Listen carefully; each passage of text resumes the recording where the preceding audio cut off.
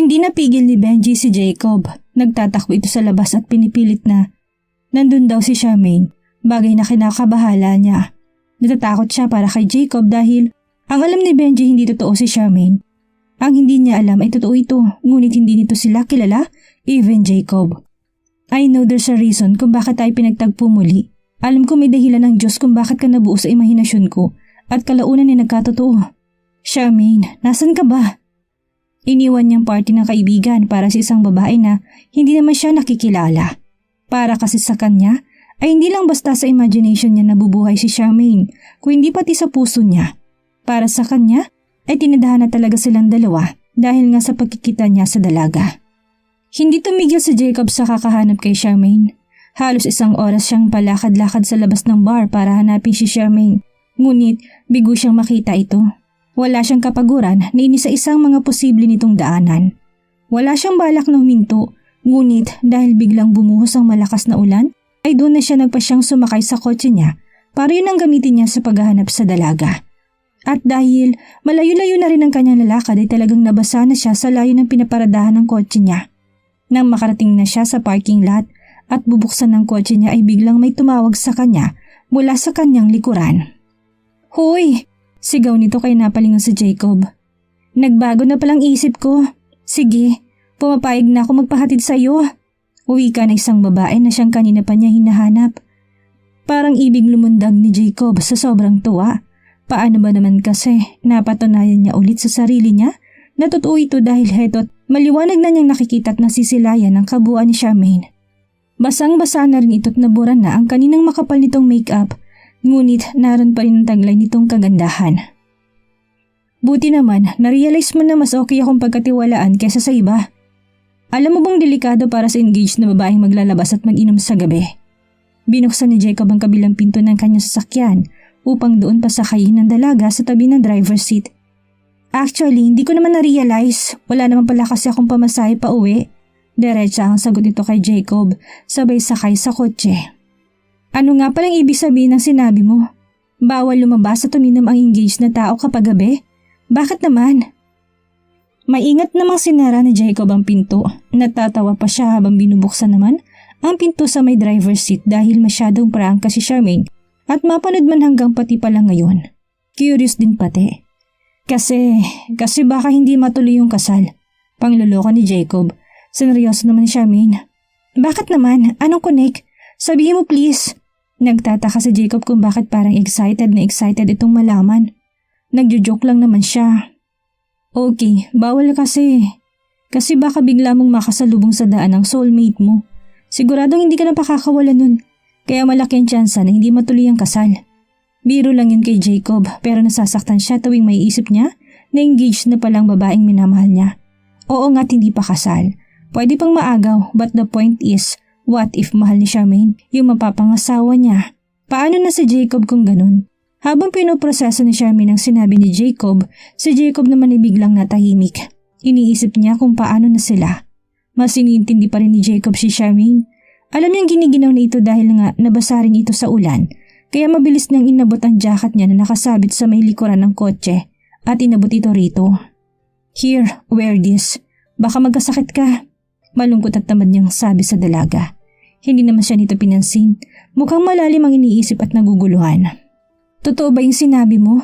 Ano nga ulit yung name mo? Jacob. I'm Jacob Cuevas. Mabilis na sagot naman niya, ngunit nahihiwagaan pa rin siya sa kinikilos ng dalaga. Jacob, kung totoo yung sinasabi mo, iinom at lalabas pa rin ako gabi-gabi. Nagulat si Jacob sa sinagot sa kanya ni Charmaine. Bakit naman? Napabuga naman ng hangin si Charmaine bago sinagot si Jacob. Wala. Sinuot na nitong binigay niyang jacket at saka sumandal sa upuan habang nakapikit ng mga mata. She left Jacob wondering. Bakit niya nasabi kaya yung ganun? Papaandarin na sana niyang kanyang sasakyan na bigla siyang matigilan nang lingunin niya ang dalaga. Hindi pa kasi ito nakasuot ng seatbelt kaya naisip niya na siya nang magkabit dito. Hindi naman niya intensyon na mag-take advantages sa nakainom na si Charmaine, ngunit hindi niya na napigilan ang sarili niya na hindi ang kininang mapupulang labi nito. Noong una'y dampi lang ang halik na ginawa ni Jacob kay Charmaine, ngunit dahil ang pakiramdam niya ay matagal siyang nangulila sa mga labi nito dito na unti-unting lumalim ang kanyang mga halik. Lihim siyang natuwa dahil hindi man lang pumalag ang dalaga. Alam niyang hindi pa itutulog dahil kakasandal lamang nito. Hindi niya malaman kung bakit pumayag ito makipaghalikan sa katulad niyang estranghero. Kaya naman sinulit talaga ni Jacob ang moment na yun. Buong puso niya itong hinalikan at kinailangan niya pang hawakan ito sa batok upang makasiguro na hindi ito makakabitiw. At habang papalakas ng papalakas ang ulan, ay palalim na rin ang palalim ang halik ni Jacob. Ang isa niyang kamay kasi otomatikong gumapang sa ilalim ng palda ni Charmaine. Para sa kanya sobrang namis talaga niya ang ginagawa nila sa kama nang bigla niyang maalala na hindi totoong mga alaala nila sa kama. Imahinasyon lamang niyang mga yun kaya bigla siya natigilan. Sorry, I'm sorry. Nadala lang ako, sorry talaga. Don't stop. Please continue. Are you sure? Pero engaged ka. Shh! Hindi makapaniwala si Jacob sa ginawa ni Charmaine. Ito na kasing humilas sa kanya para magkadikit muli ang kanilang labi. Alam ni Jacob na mali ito. Nasa impluensya ng alkohol ito. Kaya siguro nagawa nitong maging mapusok kaso hindi masisisi ni Jacob ang sarili dahil sa mahal niya nga ito kahit na hindi siya nito kilala. Why are you doing this? Sa'yo na galing na hindi mo ko kilala. Bakit? Engaged ka na kamo, hindi ba? Kalimutan na muna natin ang tungkol doon. Gusto ko lang sumaya ngayong gabi. Kaya mo ba akong paligayahin bago ako ikasal? What? Are you insane? How can you say that? Yes, I can pleasure you. I can send you to heaven but I don't want to be a number 2. Pagpapakipot ni Jacob. Hindi ka naman magiging number 2 dahil wala namang number 1. Lalong naguluhan ang damdamin ni Jacob sa sinasabi ng dalaga. Engaged na raw ito ngunit wala namang number 1. At ang mas nagpapagulo sa kanya ngayon ay si Charmaine na nagpapakita ng motibo bagay na hindi niya madesisyonan kung papatol ba siya o hindi. At bago man din siya makapagdesisyon ay muli na nitong hinalikan ng kanyang labi. Wild and hot. Shit, climb on me. Paus na utos ni Jacob sa dalaga nang magbitaw sila sandali ng halikan para kumuha ng hangin. Nakakandong na ngayon si Charmaine sa kanya habang mainit nilang pinagsasaluhan ng halik ng kapwa nila ginusto. Wala namang ibang nangyari kung hindi halikan lamang. Kahit nakasigustuhin ni Jacob ay hindi na maaari dahil nakatulog na sa kandungan niya ang dalaga. Hindi pa naman niya ito natanong kung saan ito umuwi. Hindi niya tuloy alam kung saan ito ihahatid. Kaya naman naisip niyang iuwi na lang muna ito sa kanyang exclusive condo unit na siya mismong nagmamayari. Binuhat niya ito na parang isang sakong bigas at saka inihiga sa kama. Tiniis ni Jacob na wag galawin ng dalaga bilang respeto na rin sa kanyang unang pagkikita. Imbis na tabihan niya ito sa kama ay minabuti niyang sa sala na lang matulog. Kahit anong baling nga lang ay hindi siya dalawin ng antok. Maybe dahil ayaw ng isip niya. Kinabukasan, nagising na lang si Jacob na wala na si Charmaine sa kanyang kwarto. Hinanap niya ito maging sa banyo ngunit wala pa rin ito. Shit, bakit kasi nakatulog siya? Sermon niya sa kanyang sarili. Habang nakatukod ang dalawa niyang kamay sa wall at nakayuko, ito na nga ba kasing kinakatakot niya ang mawala ito sa paningin niya? Sino nga ba talaga si Charmaine? Anong totoong buhay na meron siya? Magagawa kaya siyang mahalin ni Jacob bilang Charmaine na nabubuhay sa totoong mundo? O minamahal lang siya ni Jacob dahil lamang sa imahinasyon? Pananamit, pagsasalita at pagiging mapusok nito at malaking kinaibahan sa Charmaine sa imahinasyon niya. Paano nga kung kabaliktaran nitong babaeng minahal niya? Sa imaginations kasi niya nagmahalan nga sila, ngunit dahil sa maling mga desisyon nila ay nauwi ito sa trahedya. Sa sobrang pagkahumaling ni Jacob kay Charmaine, ay nauwi sa trahedya ang kanilang pag-iibigan. He ended up in jail for murdering Rafael and later on he ended up his life. That was the ending of their love story in his imaginations. Now is he willing to do it again if he is insisting that this was deja vu? Ang maging bigo sa huli. Matamlay mang pumasok si Jacob sa opisina dahil nagising siyang wala na si Charmaine. Kahit papano naman ay may pag-asa pa rin siya dahil kasalukuyan niyang pinapatry sa mga dinaanan nito sa kanyang mga tauhan. Hindi siya mapakali. Antay siya ng antay ng tawag mula sa kanyang private investigator. Ilang sandali pa'y dumating si Benji. Brad, inaantay kita kagabi. Saan ka ba pumunta? Tumawag ako sa mansyon kagabi, hindi ka raw umuwi. Ano Brad, ano nangyari sa'yo? Nag-aalala pero natatawa nito tanong kay Jacob. Hindi batang sabi ko sinundan ko si Charmaine? So ibig sabihin siyang kasama ko kagabi. Brad, Charmaine na naman? Puro na lang yung babae na yun Brad. Kailan mo ba marirealize na? Natigilan si Benji sa pagsasalita nang ipakita ni Jacob ang kanyang cellphone kung saan naroon ang kopya ng CCTV sa kanyang kwarto sa condo at doon ay Kita ng mahimbing na natutulog ang isang babae. Si Charmaine. Siya yung babaeng sinasabi ko sa'yo. Siya yung babae sa imaginations ko who happens to be real. In real life, may isang Charmaine, Brad. She exists. Parang hindi mapaniwalaan ni Benji ang sinasabi ni Jacob. Kasong kopya na nga ng CCTV ang nagpapatunay na totoo nga ito't hindi katang-isip lamang. Okay Brad, sige, maniniwala na ako na totoo siya. Sige, ipagpalagay na lang natin ano naman ang nangyari sa pagkikita nyo. Asa na siya? Naniniwala naman si Benji kahit na may kunting duda pa siya kaya gusto niya itong makita ng personal. Kung ano bang itsura nito o ano, hindi kasi kita sa video ang mukha nito. Dito na napahilit ang sentido si Jacob. Hindi niya kasi masasagot ang tanong ng kaibigan dahil maski siya'y walang alam kung nasaan ito ngayon. Ang tanging masasagot lamang niya ay kung anong nangyari sa kanila kagabi. Brad, kahapon di ba? Nagpaalam ako sa yung pupunta sa CR. Habang umiihi kasi ako, may narinig ako sumisigaw at humihingi ng tulong na babae. Kaya yun, pinuntahan ko. All my intentions was to help, pero Brad, laking gulat ko nang makita ko. Si Charmaine pala yun. I know, may hirap paniwalaan pero hindi ba't parang destiny na ang naglapit sa amin? Brad, nung nakasalubong mo ko kahapon, hinahabol ko siya that time. Hindi niya kasi ako nakilala pero nagulat ako dahil siya pang lumapit sa akin kaya naiuwi ko siya sa kondo ko. Teka nga Brad, you say hindi ka niya kilala kasi hindi naman kayo magkakilala talaga? Hindi ba't parang ang bilis naman yata ng lahat? Umamin ka nga sa akin, ano nangyari sa kondo? May nangyari na ba kaagad sa inyo? Wala Brad, syempre wala. I respected her. As long as I want, I can't. Kung ganun na natulog lang pala siya, pagkagising niya, ano sinasabi niya sa'yo? She left Brad. She left when I was peacefully sleeping. Ramdam ni Benji ang kabiguan sa boses ng kaibigan. He has nothing to do but to comfort his friend. Brad, in love ka ba talaga sa babaeng yan?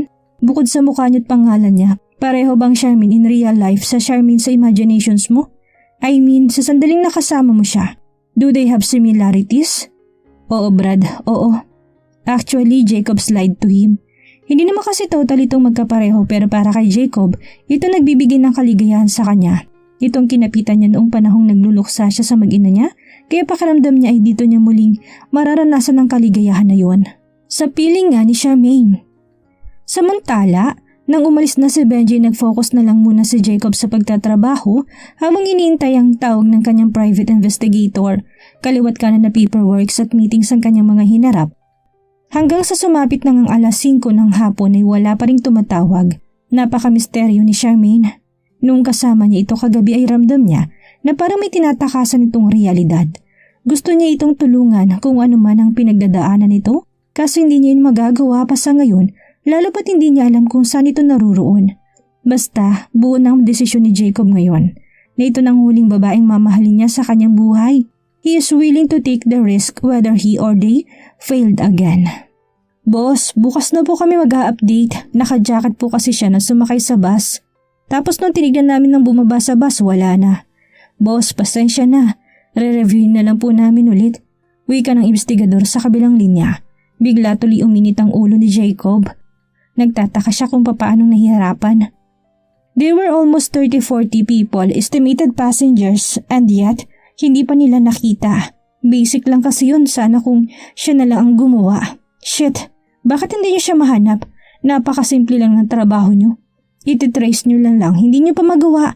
Sayang naman ang pinapasahod ko sa inyo. Bullshit! Pinatay na ni Jacob ang kanilang tawagan dahil sa inis. Naisip niya siya na lang mismo magre-review noon. He asked the investigator na isanda lang sa kanya mga kopya ng mga nakalap na CCTV para siya na personal tumuntun sa kinaroroonan nito. Exactly 5 p.m. ay nagpasya na si Jacob na lumabas sa kanyang office. Sinubukan siyang harangin ni Odette ngunit hindi niya ito pinansin. May inabot itong sobre sa kanya ngunit hindi siya huminto para tanungin kung ano yun o saan galing. Dire-diretso lamang siya na naglakad at sumakay sa elevator. Sa kotse, doon niya pinanood ang mga kopya ng CCTV at talagang doon niya lang tinuon ng kanyang atensyon sa nasabing mga video. After lumabas ni Charmaine sa kondo ay sumakay ito ng bus. Nandoon ang sunod-sunod na video kung saan ito dumaan at kung saan nga huminto. Doon nakita niya na tamang investigador niya. Wala ngang bumaba ng bus na babaeng naka-jacket at miniskirt. Hindi. How did that happen? That's impossible. Nakailang ulit niyang pinanood yun ngunit wala talaga. Malapit na siyang mawalan ng pag-asa. Buti na lang ay naisip niya na kaya wala siya nakitang bumaba na Charmaine sa bus is maybe hindi ito bumaba o nakababa. Pwede nakatulog ito o sa loob ng bus kaya naman wala nang sinayang na oras si Jacob at mabilis na niya pinaandar ang kanyang sasakyan patungo sa terminal ng bus na pinaghintuan ng bus na sinakyan ni Charmaine. Sa sobrang bilis sa sasakyan niya ay almost 30 minutes lang ay nakarating na siya doon. Una niyang hinanap ang bus driver na siya nagmamaneho ng nasabing bus ng sakyan ng dalaga. Pero napag-alaman niyang day off pala nito at umuwi sa pamilya nito sa Nueva Ecija. Napakamot tuloy siya ng batok. Sir, iwan niyo na lang po yung contact number niyo para bukas tatawagan ko na lang po kayo kapag pumasok na po si Dodong. Okay, hihintayin ko ang tawag mo ha. Mabilis na binunot ni Jacob ang kanyang pitaka mula sa kanyang bulsa sa likuran at kumuha ng mga 5,000 perang papel at saka inabot sa napagtanong ang bus driver. Here, sa'yo na yan. Pero pwede bang magpatulong sa'yo na makakuha ng copy ng CCTV? Mga around 4 to 6 a.m. Badly needed lang talaga.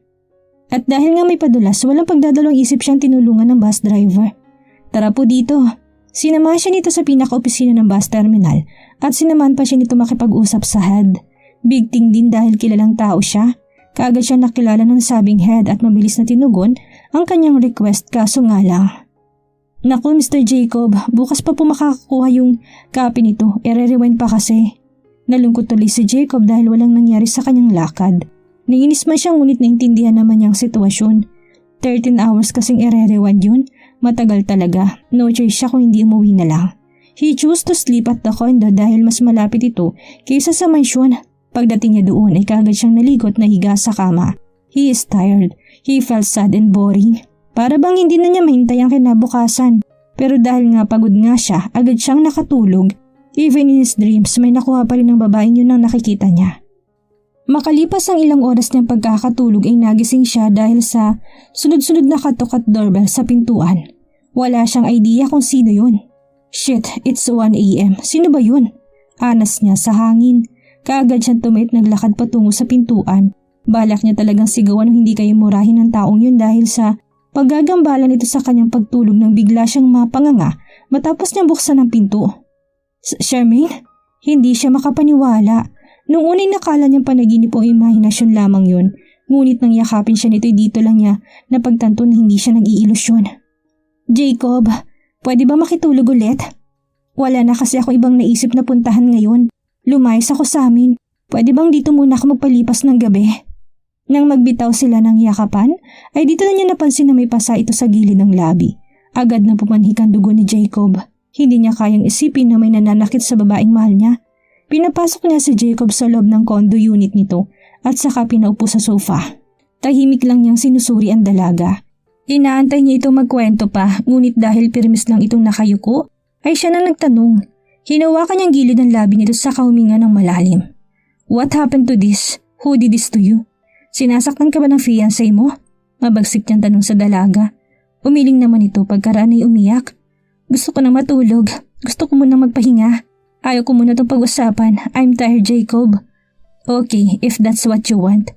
Tamang naging desisyon mo na sa akin pumunta, Charmaine. Safe ka rito. Mahigpit niyang niyakap ang dalaga. Hindi man ito sinabi ang bigat na nararamdaman nito, ay ramdam yun ni Jacob. Kaya laking pasasalamat niya at nakuha niyang tiwala nito. Iahanda ko lang yung kwarto. Hintayin mo ko dyan. Inihanda na muna niyang kwartong tutulugan ng dalaga. Dahil isa lang ang kwarto sa kondo niya, ay naisip ni Jacob na dito na lang patulugin ng dalaga. Siya ay sa sala na lang ulit. Pinalitan niya muna ang bedsheets at pundat at nilakasan ng aircon.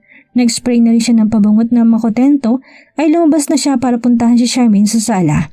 Pagkakita niya rito nakabaluktot na itong natutulog sa sofa. Nakatulog na ito sa pag-iyak at parang nadurog ang puso ni Jacob nang makitaan niya ito ng maraming pasa sa iba't ibang parte ng katawan nito. Sleep now. Just sleep and let me take care of you. Pumayag ka lang na sumama sa akin, hindi mo mararanasan ang lungkot na yan. Wika niya rito habang inahaplos ang malambot nitong buhok. Binuhat niya ito't dinala sa kama. Kinumutan niya rin ito't pinagmasdan muna saglit. Kaya ba nandito ka't kasama na kita ngayon ay dahil para sa akin ka talaga? Kasi ako, ikaw lang ang gusto ko.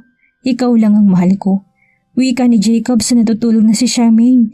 Pinatayin na niyang ilaw at pagkaraan ay lumabas na siya ng kwarto. Samantala, nagising si Charmaine na nasa isang malambot na kama. Alam niyang nasa condo unit siya ni Jacob at alam niyang nakiusap siya rito para makitulog ngunit Sa pagkakatanda niya, sa sofa siya natulog at hindi dito sa kama. Tabi kaming natulog, sa isip-isip niya.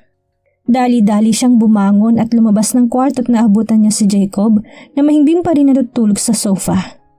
Huwag niya sabihin na nilipat niya ako sa kwarto at siya ang natulog dyan. Parang lalamunin siya ng lupa sa hiya. Siya na lang kasi itong nakitulog siya pang nasa malambot na kama at ang mismong may-ari nasa sofa. Naisip ni Charmaine na umuwi na dahil masyado ng kalabisan ang ginagawa niya. Hindi naman kasi totally magkakilala kahit na sinasabi ni Jacob na kilalang kilala siya nito. Kabastusan din kung ulitin niyang ginawa niya kahapon kaya nagdesisyon siya na hintayin muna itong magising bago siya umuwi. Ayaw niya rin kasing masali pa ito sa gulong kinakaharap niya. Maya-maya lang ay bigla nang gumalaw si Jacob kaya napaatras siya. Hindi niya alam kung bakit siya kinakabahan. Charmaine, gising ka na pala. Dali-dali itong bumangon at tumayo. Maghihilamos lang ako. Saglit lang ha. Sandali, magpapaalam na sana ako. Ha? Uuwi ka na? Bakit? Hindi mo pa sinasagot yung tanong ko sa'yo kagabi. Yun na yung tungkol sa mga pasa ni Charmaine. Iniisip kasi ni Jacob na ang fiancé nito may gawa sa kanya kaya siya lumayas. Dapat mo pa bang malaman? Wala lang naman ang mga ito. Charmaine, alam kong wala ako sa lugar para magtanong pero hindi mo naman ako masisisi kung bakit gusto kong malaman kung saan galing yung mga yan. You're too beautiful para saktan. Hindi mo deserve yung mga pasa na yan. Parang may kung anong kirot ang nararamdaman ni Charmaine. Jacob is right. Hindi niya deserve ang masaktan. Ngunit kung nalalaman lang ito ang pinagdadaanan niya, ay baka lalo pa itong maawa. Okay lang kung ayaw mo talagang magsabi. Gusto ko lang malaman mo na pwede mo akong pagkatiwalaan. Kung kailangan mo ng trabaho, pera o matutulugan, huwag kang mahihiyang lumapit sa akin. You're special to me, Charmaine. Bakit bang bait mo sa akin? Umamin ka nga, second cousin ba kita o malayong kamag-anak? Bakit mo nga ako kilala? Hindi kita pinsan, hindi tayo magkamag-anak. Sabihin na lang natin na isa akong dating kaibigan, basta kilala kita. Anyway, saan ka nga pala pupunta sakaling aalis ka ngayon? Sabi lang ni Jacob na dati silang magkaibigan. Gusto niya kasing patunayan kay Charmaine na pure ang intensyon niyang tulungan ito. Kaya gusto niyang malaman kung saan ito umuwi. Actually, wala akong maisip na puntahan. Lumayas kasi ako sa amin. Lumayas ako kasi pinipilit ako ng ama ko na maikasal sa kaibigan niya. Hindi ko naman gusto. Pagtatapat niya kay Jacob. Dito tuloy lumakas ang loob ni Jacob na mag-take over sa pinagdadaanan nito. Ito kasing gusto niyang marinig mula rito. Ang sabi nitong hindi niya mahal ang fiancé niya. Mabilis niyang nilapitan si Charmaine at hinawakan sa magkabila nitong balikat. Dumito ka na lang. Let me help you with your problems. If you want, kaya kitang bigyan ng trabaho sa company ko. Pwede kitang kunin na assistant. Perfect timing ito para kay Jacob. Ito nang pinakahintay niya, ngunit parang hindi niya makitaan ang interes si Charmaine sa alok niya. Sorry, pero hindi ko kayang ganun trabaho. Okay na ako bilang kasambahay. Kung pagkakatiwalaan mo ko, pwede bang maging maid na lang ako? Marunong ako sa mga gawaing bahay at isa pa, masarap ako magluto ng adobong manok. Tila kinilig si Jacob, eto na talaga. Eto ng pagkakataon para sa kanilang dalawa. Okay, you're hired. Inilahad niyang kamay niya rito bilang pakipagkasundo. 39,000 monthly. Ang trabaho mo lang ay alagaan ako. Nang tama, yung condo unit pala. Ano kayang mangyayari ngayong magkakasama na muli ni Jacob si Charmaine? Ito na kayang simula ng tunay na pag-iibigang nabuo sa panaginip ni Jacob? Yan ang ating aalamin sa susunod nating kabanata.